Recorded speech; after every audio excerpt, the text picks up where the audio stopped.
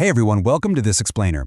Today, we're breaking down the exact nutrition blueprint you need to actually see the results of all that hard work you're putting in at the gym. I'm super excited to guide you through this because we're cutting through all the confusing noise out there. We're going to dive straight into the source-based facts on pre- and post-workout nutrition, looking at the hard data, the exact food portions, and the precise timing you need to totally optimize your body.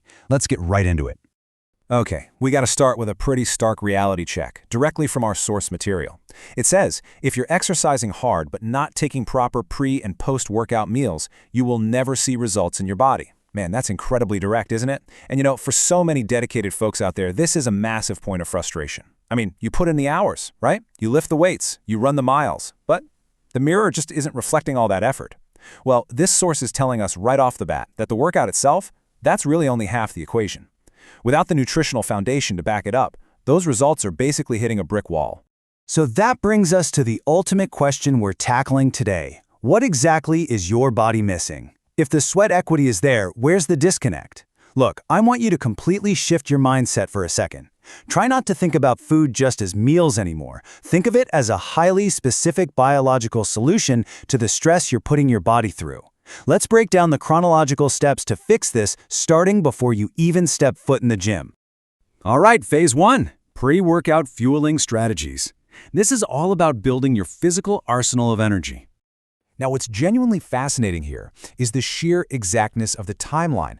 The source material doesn't just give a vague, hey, eat before you train. No, it gives us a highly specific preparation window, exactly 1 to 1.5 hours before your exercise. This is absolutely crucial. You literally have to give your body this specific buffer to process the fuel you're giving it. That way, the energy is actually coursing through your bloodstream when you demand it, rather than just sitting there heavy in your stomach while you're trying to move. So what exactly should you be eating during this magical window? Well, the source gives us some fantastic, highly specific options, and the golden rule here is to choose any 2 to 3 items from the list we're about to build. First up, take a look at this metric, 50 grams of Sattu, or raw chickpeas. If you go with raw chickpeas, eating just 50 grams gives you a powerful hit of protein and calcium. On the flip side, the text really highlights Sattu, which if you don't know is roasted chickpea powder. You just take 50 to 100 grams of this powder, mix it directly into water, and drink it down. It delivers this incredibly precise, packed dose of protein, fiber, and magnesium. Honestly, it's a super efficient way to load up those muscles. Now, if you're looking for a slightly different type of energy, the text recommends exactly 5 to 6 dates. And I love this because it brilliantly illustrates how food acts as a literal tool. The source states that eating this exact number of dates provides a very specific benefit.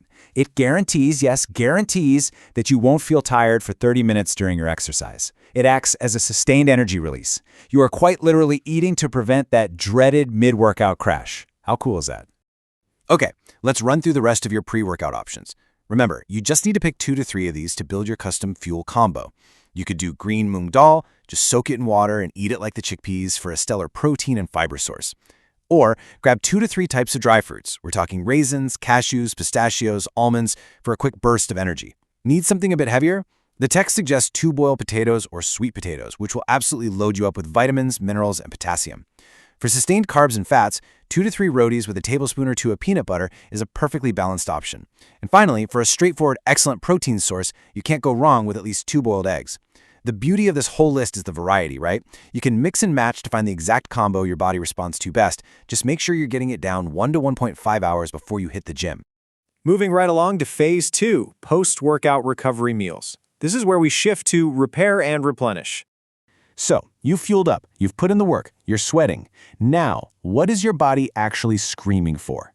We're shifting gears entirely here. This isn't about fueling up anymore. It comes down to 2 specific biological pillars: protein and carbohydrates. The source explicitly states protein is needed to repair muscle fibers. You've just spent the last hour creating micro tears in the gym, and protein is basically the spackle that fixes them. Carbohydrates, on the other hand, are there to recover lost energy. You just completely drained your tank.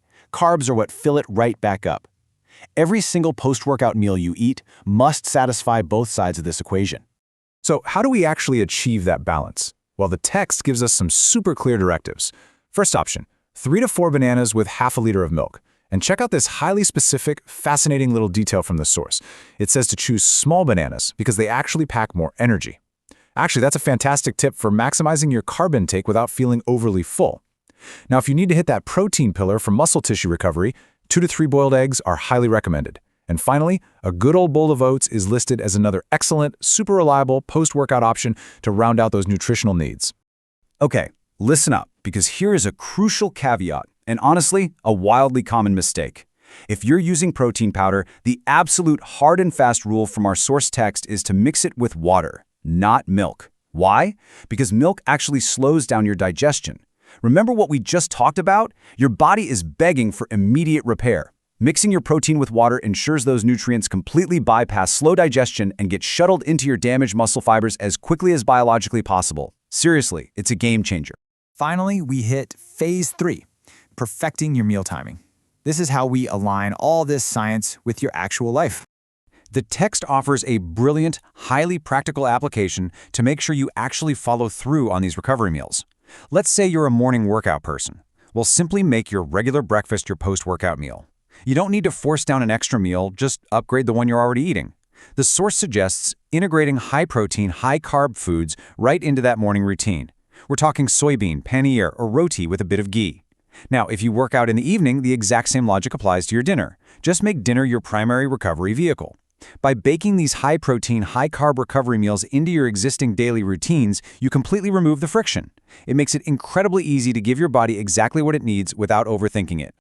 And that brings us to the end of our nutritional blueprint. We started this explainer by acknowledging that working out without a meal strategy is basically a recipe for zero results. But look, you now have the exact pre-workout timings, the specific portions of Moong dal, Sattu, and dates, and the precise post-workout water-to-protein rules to ensure actual muscle repair. So take these structured strategies, apply them to your 1.5-hour pre-workout window and your immediate recovery meals, and just watch how your body finally begins to respond. You're already putting in the sweat. So, are you ready to put in the fuel? Thanks so much for learning with me today, and keep putting this knowledge into action.